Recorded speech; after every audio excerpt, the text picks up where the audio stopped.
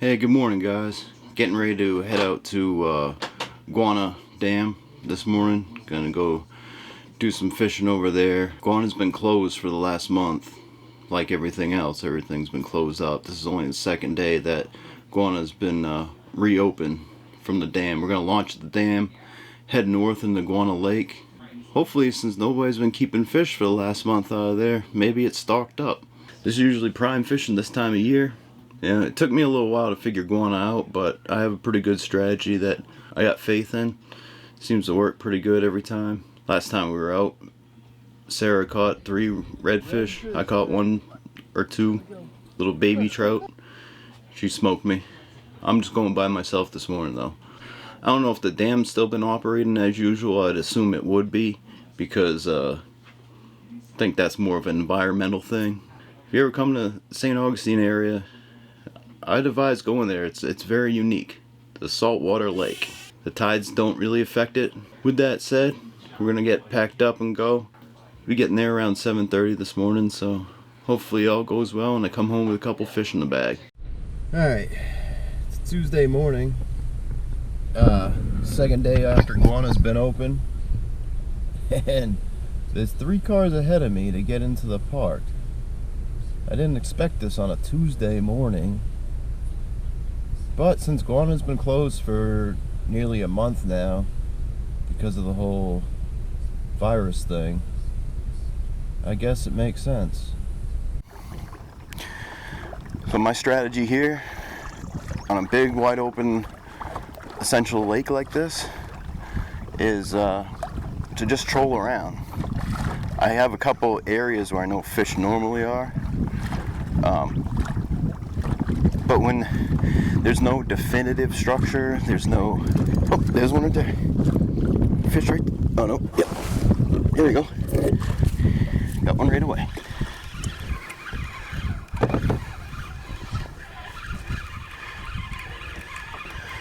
Man, I just launched a couple seconds ago. Alright, you're swimming right at me. There we go. There's a trout. It's about probably... That could be a record right there. Fastest trout I've ever caught. There's a little trout. Not even gonna measure him. It's about 12 inches probably. So, that was good. Of course I caught him on this green and white paddle tail that I talk so highly about all the time. So here what I do a lot of times is I'll speed up and slow down. Speed up, slow down, speed up, slow down. Since there's no definitive structure, you know, there's no oyster bed sticking out, there's no you know, pilings, nothing. It's just flats, then grass. But shoreline acts like a structure, so you know, sometimes I come up close to the shoreline. But here, man, you'll find they're spaced out all over the place, all over, in the middle. This is actually a lot deeper than the last time I was here. It's about 2.8 feet right now. So the deepest I've really seen spots is like 3.5. But other than that, man, it doesn't get very deep at all. Hey, the longer that sun stays behind the clouds, the happier I'll be. Oh, here we go. Here we go.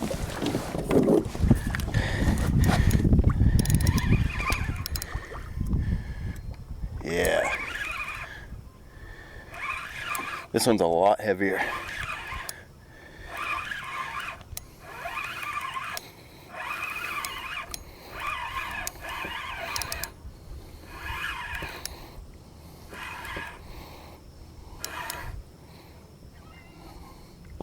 This might be a decent fish. Oh yeah.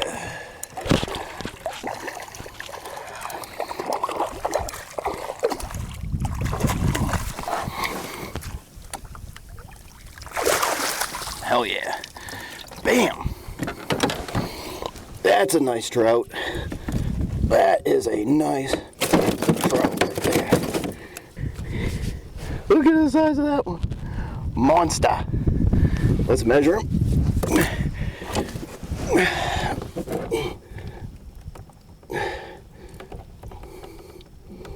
The 18, oh man, it's 19 inches.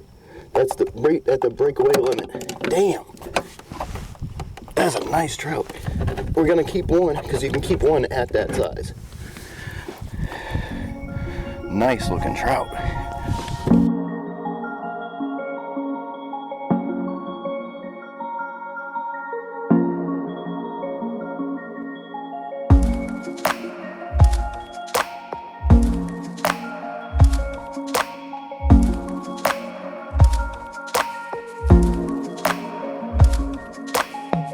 Oh, there we go. There we go.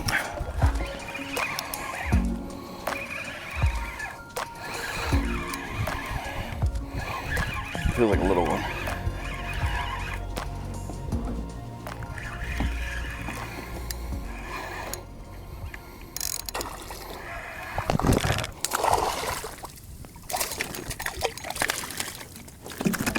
Oh.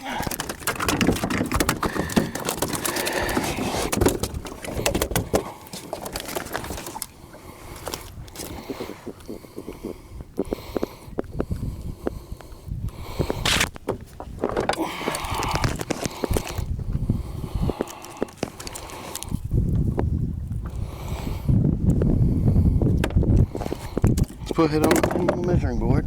I dumped this reel, damn it. We got another keeper. 16 and a half. 16 and a half inches. So he'll go in the bag as well.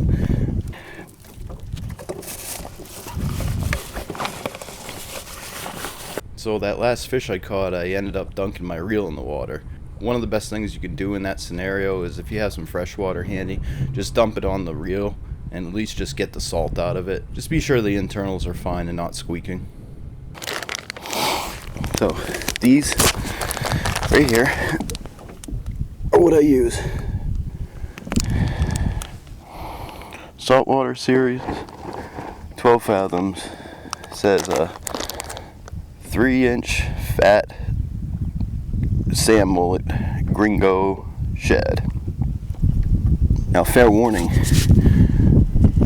these are not the most durable. They're not like Z-Mans, but they do hold up. I've used this all morning, looks okay still, and I used it all last fishing trip where, let's see, I got a redfish and a couple trout on it, so it's holding up as long as you're not catching stuff that has teeth. All right. As I was trolling, I came across this water that was super flat. It's kind of in a cove a little bit, so I decided to slow things down and start throwing an artificial shrimp. I was seeing a ton of fish. The GoPro couldn't see them, but I could see them through my sunglasses as they're polarized. There was fish all over the place. You don't see that a lot here in our dirty water. After throwing the shrimp for a while and just having no luck, I was seeing a lot of fish. I got that one redfish to bite on the paddle tail. So that's what I ended up going back to and continued to troll. Look at all these fish, man.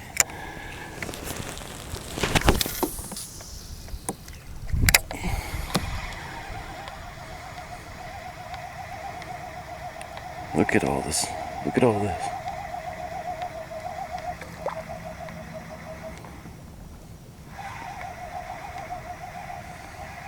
We're about to get hit. Maybe not. Oh, yeah, there we go. Oh, yeah. That's a red. Walked right up to it, man. There was like a school of reds right here. All right. That's gotta be a red. Yeah, it's a red.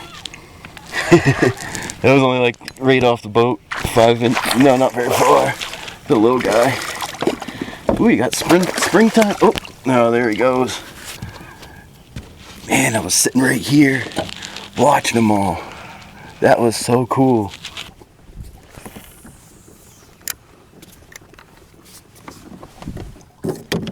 Alright, what am I gonna do?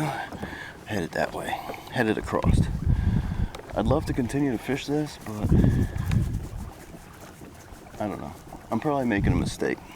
Oh well. Oh, fish.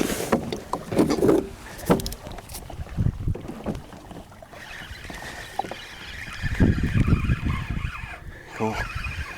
I must have cast great on him.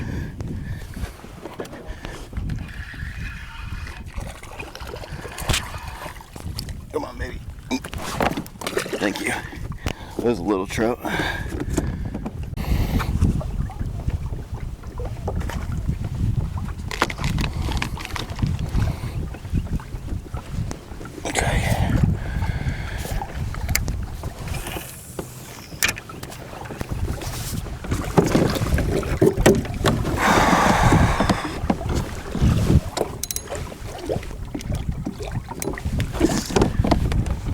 Oh, right there.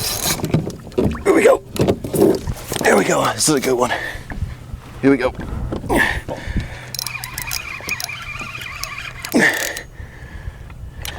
Damn. This is a nice trout.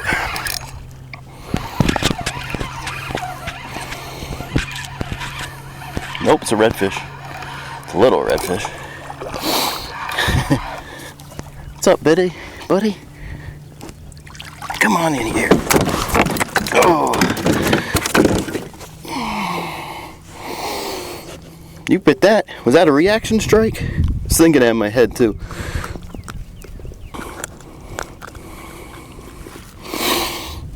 A little red.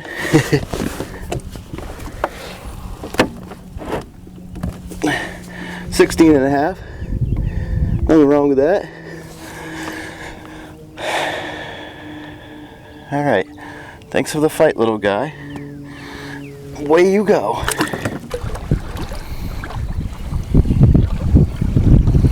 Oh, here we go. Little one.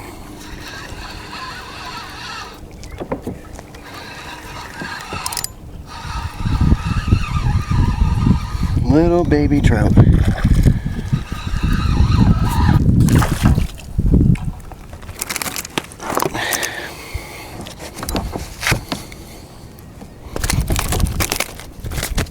So that's the first fish. Little baby. That's the first fish on this gulp. That's the first fish on that gulp swimming mullet.